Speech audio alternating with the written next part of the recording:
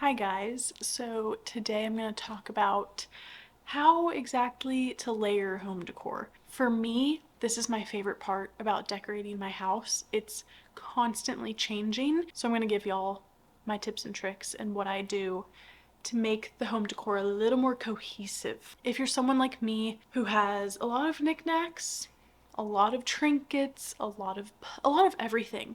I'm a collector of everything. Plates, paintings, lamps, pillows, candles, mirrors. I have it all. But sometimes it can be hard to find places for those and make it look cohesive in your home. So, starting out, I'm going to give you my favorite tip, which I do a lot in my home, is how to mix patterns in a way that doesn't feel cluttered or too much. Don't worry, I wrote them all down in my notebook. I feel very prepared. For mixing patterns, I saw someone on Instagram say this as well, and that was like the first time I saw someone else put into words what I am thinking, if that makes sense. I've never really said it out loud, like how I mix patterns, but she put it really well into words, and that's so you want to do a bold pattern, very large scale, a small pattern of a smaller scale, and then a stripe and a solid thrown in there if you want. So for me, take this living room for example. I just posted my house tour a couple weeks ago, my last video, so if you want to see like a whole view of my house, that's the last one I posted. But for my living room, I have a few patterns mixed, but I feel like they don't look too standout-ish. Like there's nothing that kind of takes over the other one. So for my coffee table, if you can see right there, it's like a big bold floral pattern, and I chose this because I knew if it's a larger scale item, I don't want like a ditzy floral like this pillow right here. So I wanted something big kind of to be the foundation of the rest of the patterns. So this is a nice large scale floral print, and underneath me is a striped rug. It's not too small of a stripe, it's not too bold of a stripe.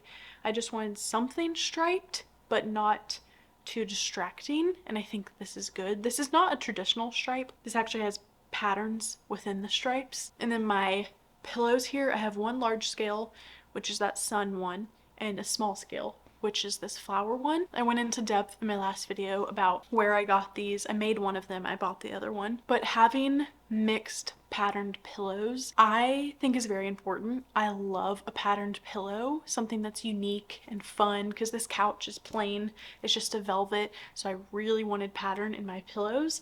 So having one that's a little bit small, whether that's a striped pillow or a floral pillow, something a little more intricate like these flowers because they're pretty small, and then having it next to a pillow with two simple shapes on it really helps the contrast, and it doesn't feel too busy. I feel like if you have too much of one thing, like if I had two of these pillows or two of the other ones, it could look a little strange because everything's the same and it kind of gets lost. But if you have a smaller pattern and a bigger pattern next to each other, they really do complement each other and don't take away from each other. So that is what I do for patterns. I love patterns. I also have that in my dining room. Patterned rug, striped pillows, not solid pattern, a solid seat cushion, which is green. So just having a balance of those things will make all of those items really cohesive. For me, I love pattern and color, as y'all know. So having that kind of cohesiveness to its core really helps, because you can have as much pattern as you want, but as long as there's a little bit of a design element behind it, it'll always work. For my next tip, like I said, I love knickknacks, I love trinkets, I love small things. That's what my whole business is, walkthrough. I make furniture, but I also sell sourced and vintage little knickknacks.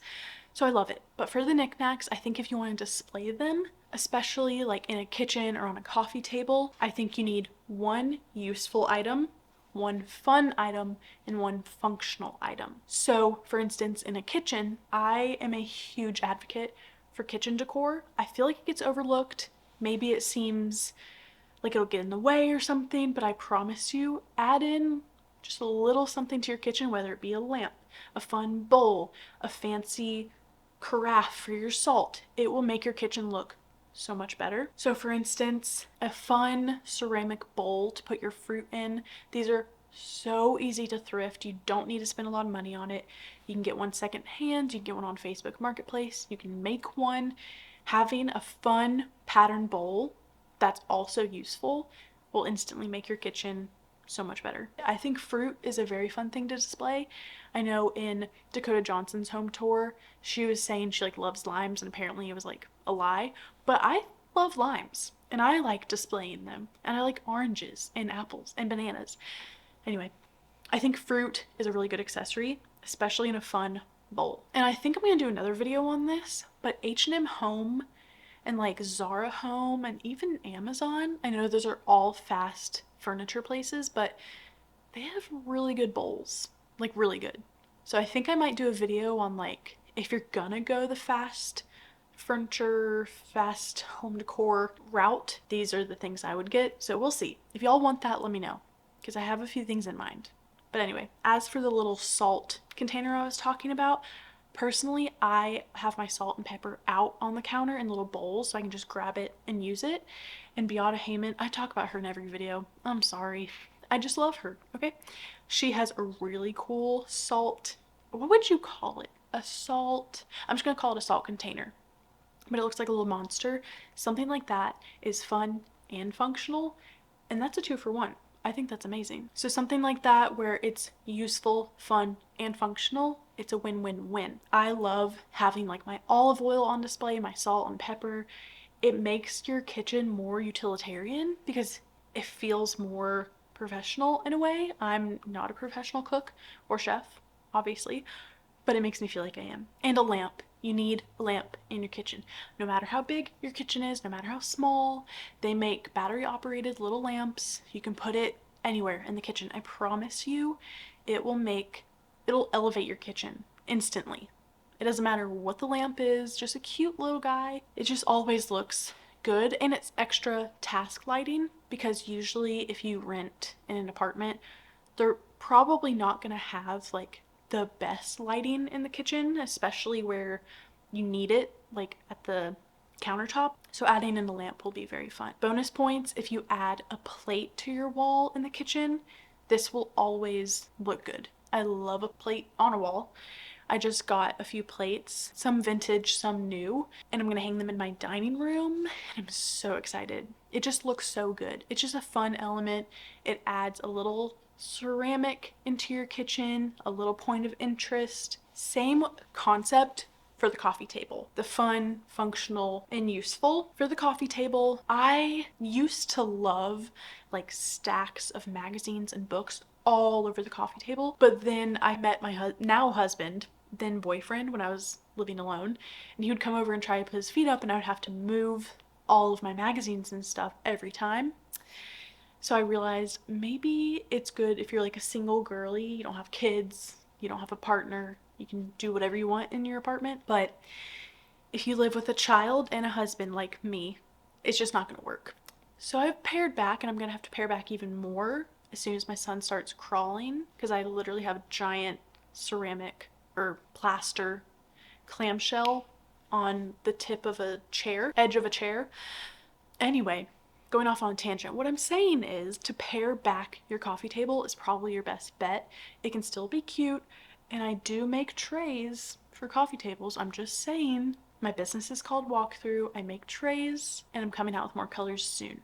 Just saying, okay? Link in bio. Anyway, a tray with a few items on it, whether it be a book or a candle or a magazine, whatever you want. And that's about it. You really don't need that much. Of course, you can put a coffee table book, but if you have to move those items every time you want to put your feet up, I just don't think it's worth it, in my opinion. You can still have a really stylish and cute coffee table without cramming it full of stuff, even though I would love to. But nowadays, it's just not the reality. Adding on to the book topic, displaying your books. I've talked about this before. I love having them stacked up on a chair, like back there. I have a few books stacked up.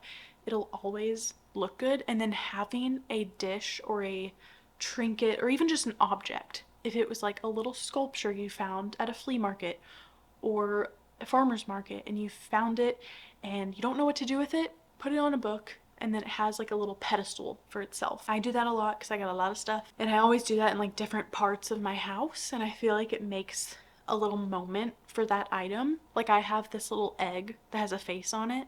It's like a Russian nesting doll egg, and I place it in like different parts of the house because I want it to have its moment and I don't want to hide it away in a drawer or something.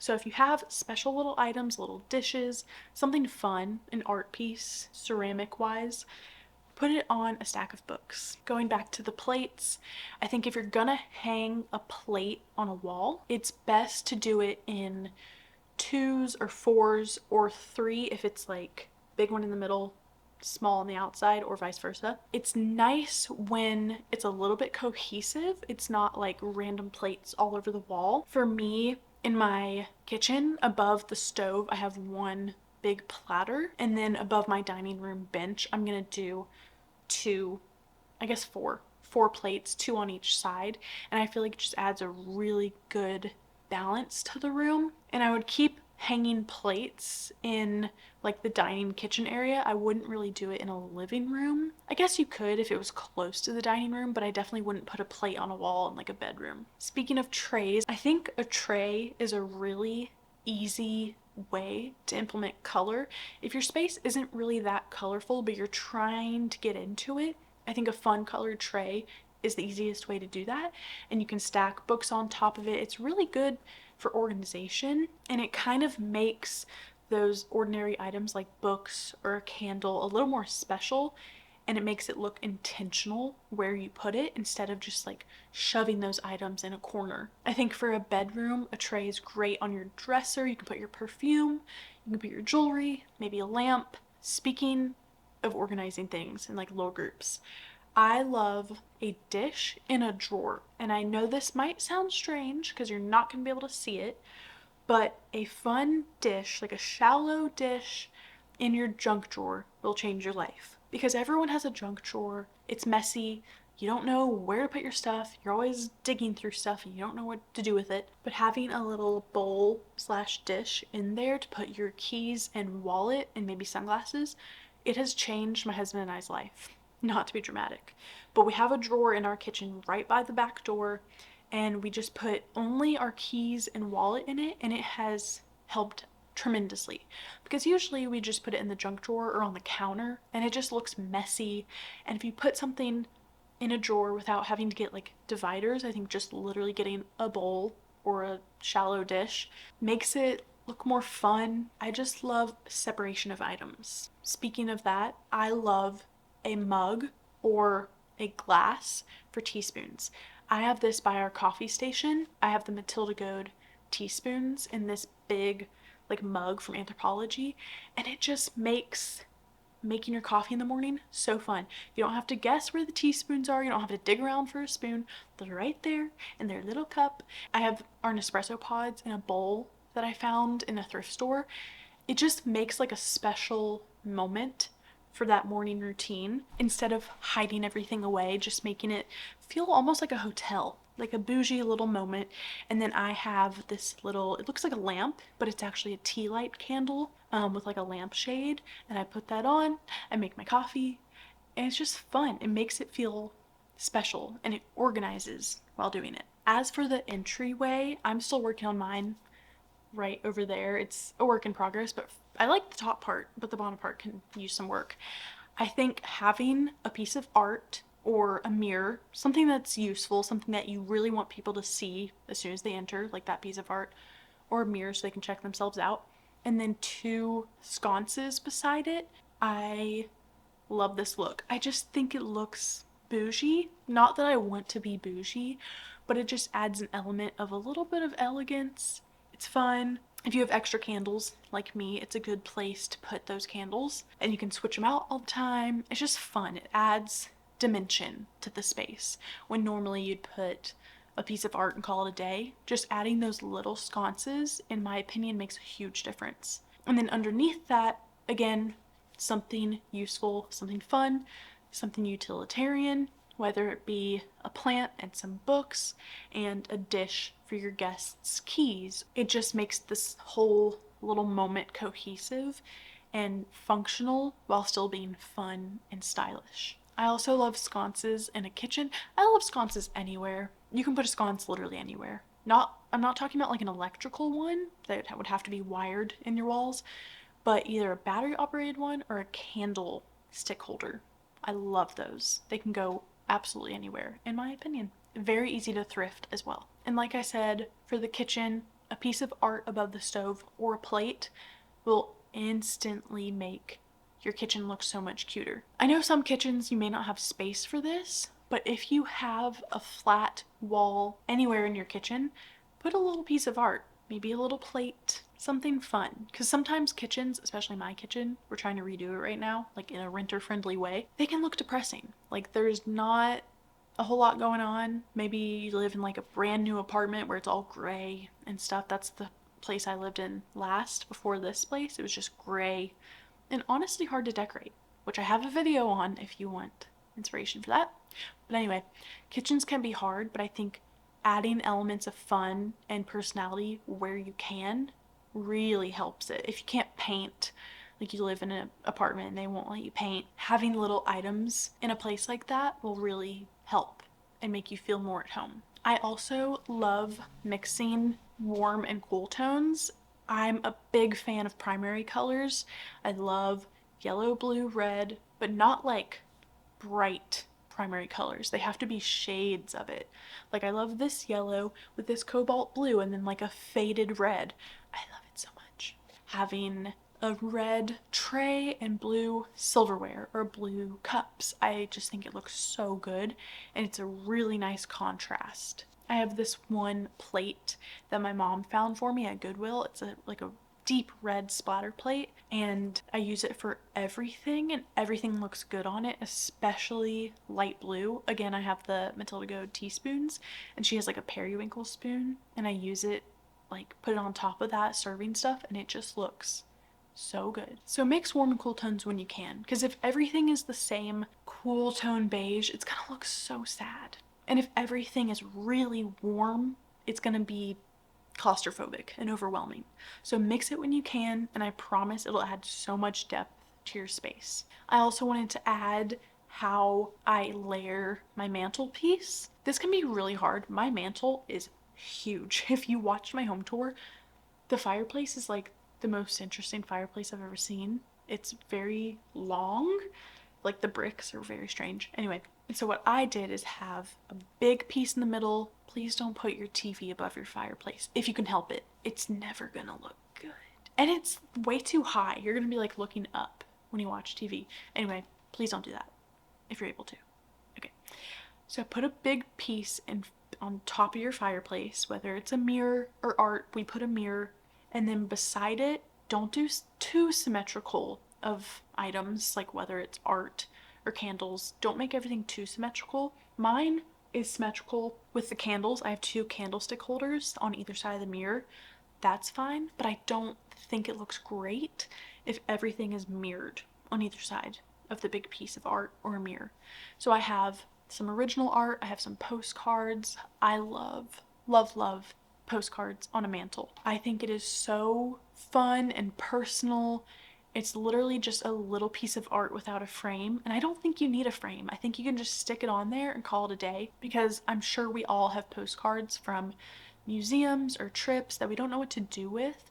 I think having them kind of casually thrown into your mantle display can really add interest. It also kind of shows what you're interested in, where you've been, which I always think is fun in home decor, adding as much personality as you can, and that's such an easy, simple way to do that. And then adding a fun sculptural piece, whether, like I said, it's a knick-knack you got at a flea market, farmer's market, handmade from an artist you bought from. Having that on your mantle adds, again, personality and fun. I also love a vase on a mantle, and you have to have candles. I don't make the rules. You have to have candles, maybe a little vase. Flowers always look good, but something to kind of ground everything, meaning the big piece in the middle, or you could do like a medium-sized piece off to the side and then have things kind of trickle off of that. I think that looks really good. But just having a mix of asymmetrical and symmetrical on your mantle is always going to look good. I know a lot of these tips may seem obvious, but I feel like if you haven't done these, maybe give it a shot, because they really do make a difference in your home. Maybe you have stuff lying around where you're like, I really don't know what to do with this. It's collecting dust. If you kind of think in a new way of putting it elsewhere and kind of making a more intentional decision of where to put that item, it brings more attention to it in a good way. It makes it feel more special and doesn't feel like junk lying around. So that's kind of my goal with home decor, and hopefully these tips helped you. I love items, I love trinkets, like I've said, and I think having little moments throughout your house of putting it in a special place, making it look tidy and good, I think it just elevates your home. All of my favorite British designers do this, and designers in general. I've talked about Matilda Good, Luke Edward Hall, Laura Jackson. They all are really good at this, just being intentional with their items and making it feel special. And I know I'm repeating myself, and I'm sorry.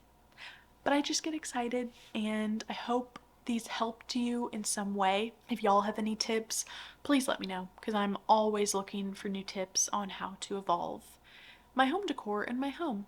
So I hope you guys enjoyed this, and if you have any tips, please share in the comments. I would really like to hear from y'all, and I will see you next time.